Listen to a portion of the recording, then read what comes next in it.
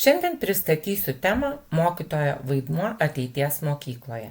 Ši tema yra labai aktuali ir mums, informatikos magistrantūros studentams, ir visiems mokytojams, nes technologijų kaita tiesiogiai veikia švietimą, o mokytojo profesijos reikalavimai keičiasi sparčiau nei bet kada anksčiau. Pranešime aptarsiu šias temas. Šios temos aktualumą, technologijų įtaką ir pokyčius ateities mokykloje, bei pristatysiu ateities mokytojo vaidmenį ir tam reikalingas kompetencijas. Mokytojo vaidmuo yra visada svarbi ir aktuali tema. Apie mokytojo vaidmenį šiuolaikinėje švietimo sistemoje yra nuolat diskutuojama, rengiami įvairūs mokymai, seminarai šią temą ir vis dažniau stengiamasi pažvelgti į ateities mokyklą, koksgi mokytojo vaidmuo bus tuomet. Juk sparčiai tobulėjančios, besikeičiančios technologijos daro didelę įtaką tam, kaip mokomės ir kaip mokome. Dirbtinis intelektas, automatizacija, didieji duomenys ir nuotolinio mokymosi platformos sukuria naują švietimo modelį. Todėl natūraliai kyla klausimas, koks vaidmuo lieka mokytojui. Analizuoti literatūros šaltiniai pabrėžia, kad mokytojas išlieka nepakeičiamas, tačiau jo funkcijos stipriai transformuojasi. Kasgi keičiasi ateities mokykloje? Ateities mokykloje mokinys taps aktyviu kūrėju, o jo mokymasis individualizuotu. Technologijos leis pritaikyti kiekvienam mokiniui mokymosi turinį pagal jo tempą, gebėjimus ir poreikius. Projektinis mokymas, tarpdiscipliniškumas ir bendradarbiavimas taps įprasta norma. Technologijos perims kasdienės mokytojo užduotis ir atliks esminį vaidmenį, o mokytojui tada liks daugiau laiko kritinio mąstymo ir mokinių kūrybiškumo ugdymui.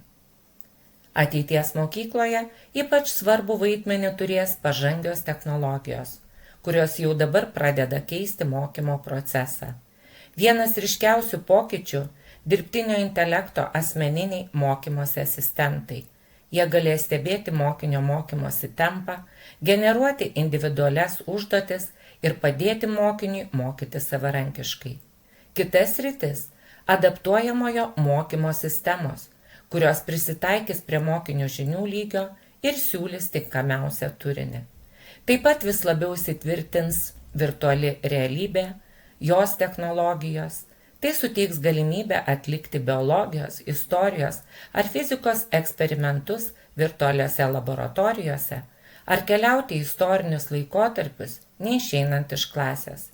Mokinių progreso analitika taps įprastų įrankių. Mokytojas galės matyti mokinio pasiekimus, įsitraukimą ir mokymosi sunkumus, o tai padės tiksliau planuoti jo mokymą.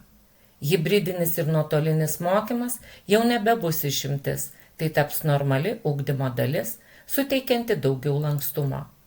Galiausiai robotika ir automatizuoti vertinimo įrankiai perims pasikartojančias rutininės funkcijas, todėl mokytojas galės daugiau dėmesio skirti kūrybai ir mokinių emociniai geroviai. Skaityti literatūros šaltiniai teigia, kad ateities mokytojo vaidmenis taps kur kas platesni. Pirmiausia, mokytojas taps fasilitatoriumi, bendradarbiavimo tarpininku, kuris padės grupėms rasti būdus išnagrinėti problemas ir priimti sprendimus. Taip pat jis bus mentorius, stiprinantis mokinių savireguliaciją ir motyvaciją. Mokytojas technologijų integratorius turės gebėti atsirinkti tinkamas technologijas ir jas taikyti ugdymo procese. Duomenimis grįstas mokymas taps esminę praktiką ir galiausiai mokytojas bus etinio ugdymo lyderis, kuris mokys atsakingai naudoti technologijas, o ypač dirbtinį intelektą. Kad mokytojas išliktų efektyvus ateities mokykloje, jis turi nuolat tobulinti kompetencijas. Svarbiausios iš jų technologinis raštingumas, duomenų interpretavimas, medijų ir informacinis raštingumas, skaitmeninė etika, emocinis intelektas ir kūrybiškumas. Mokytojas turi mokėti ne tik naudoti technologijas, bet ir suprasti jų poveikį mokinių ugdymui. Didelė technologijų integracija ateityje gali kelti ir iššūkių. Pavyzdžiui, technologijų gausa gali sukurti perkrovą, mokytojams sunku bus atsirinkti, kas išties naudinga. Taip pat iškyla privatumo ir duomenų saugos klausimai, ne visi mokytojai turės vienodas skaitmeninės kompetencijas, bet to svarbu išlaikyti ir žmogiškąjį ryšį. Skaitmenizacija neturi sumažinti mokytojo emocinio vaidmens klasėje. Bet technologijos tikrai nemenkins mokytojo vaidmens, o jį transformuos. Apibendrinant, galima pasakyti, kad mokytojas ateityje turės būti tarsi projektų vadovas. Jis koordinuos procesus, o technologijos bus įrankis automatizuojantis rutiną. Dirbtinis intelektas padės analizuoti duomenis, tačiau tik mokytojas galės interpretuoti situacijas žmogiškai, emociškai. Mano įsitikinimu, didžiausias mokytojo pranašumas jo kūrybiškumas, empatija ir gebėjimas įkvėpti, o tai yra sritis, kurių dirbtinis intelektas tikrai nepakeis.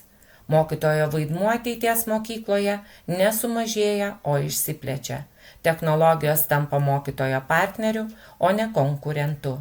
Svarbiausias bus nuolatinis mokytojų profesinis augimas ir gebėjimas adaptuotis prie sparčiai besikeičiančios skaitmeninės aplinkos. Ačiū, kad išklausėte.